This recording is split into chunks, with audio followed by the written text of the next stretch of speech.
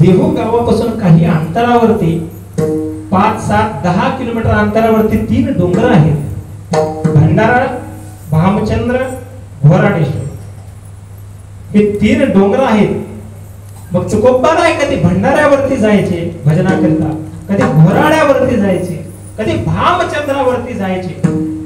पण कुठं चाललो हे जिजामाऊलींना सांगून जायचे नाही. तुमच्या आमच्यासारखं आहे का? हॅलो, मी अमक्या ठिकाणी चाललोय तर दुसरीकडेच कुठं जायचे असं नव्हतं महाराज. काही हे नाही नव्हतं. तुकोबारांना कसलीच चिंता नव्हती. नाही आम्हा चिंता वस्त्र या पोटाची, माहुली आमचे पांडुरंग.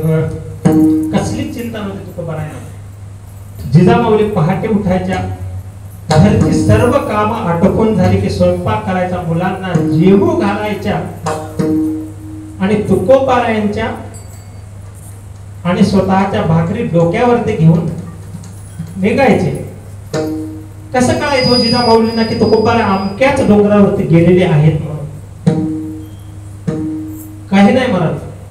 देहू गावच्या बाहेर गेल्यानंतर 3 डोंगराला 3 रस्ते फुटतात. मग जिजामाऊलींना देहू गावच्या बाहेर आल्यानंतर डोक्यावरची दुर्डी खाली ठेवायची आणि प्रत्येक रस्त्याला कान लावून पाहायचा.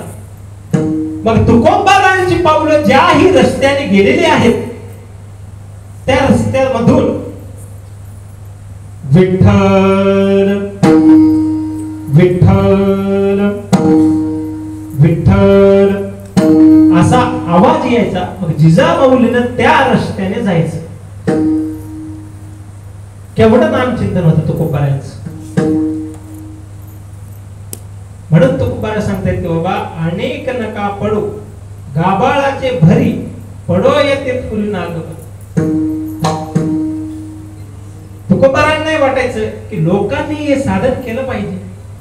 उत्कृष्ट साधन आहे, सुंदर साधन आहे, सोपं साधन आहे, सगळ्यांना करता येण्याजोगी साधन आहे. लोकांनी हे केलं पाहिजे. लोक दुःखाने तरफडतायत, हळहळत आहेत, दुःखाने पिळून चाललेले आहेत जीव, आणि त्या दुःखातून मुक्त करणारं नामचिंतन हे साधन आहे. का करत नसतो? खंत वाटायची महाराज तुकोबारायांना. तुकोबारांनी तऱ्हेतऱ्हेने नामचिंतनाचा महिमा सांगितलेला आहे. आणि जे कोणी लोक त्या भगवंताचं नामचिंतन करू लागलेले आहेत त्यांच्याकडे पाहून आनंद वाटायचा महाराजांना.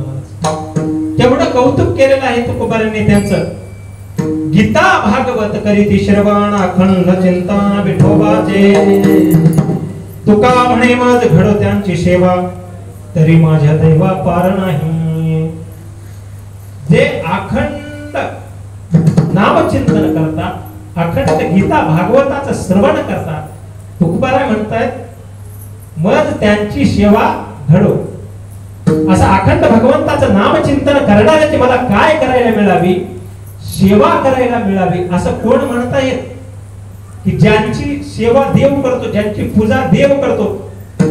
जया पूजिले आदरे पांडुरंगे, विमानस्थ केले प्रयाण प्रसंगे. ज्यांची पूजा देव करतो ते तुकोबाराय म्हणतायत की अखंड नामचिंतन करणाऱ्याची मला काय करायला मिळावी? मला काय घडावी? सेवा घडावी.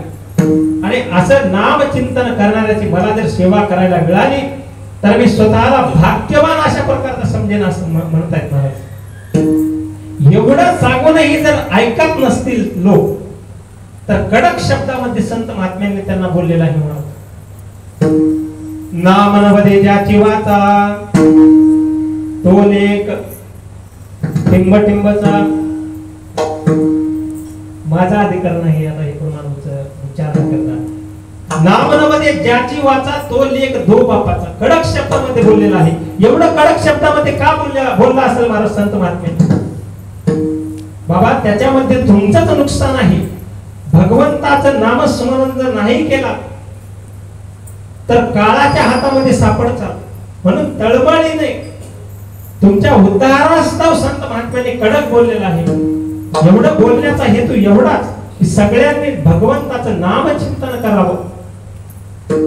मग असा नामाचा प्रचार प्रसार करीत असताना काही मंडळी तुकोबारांना भेटलेली आहे.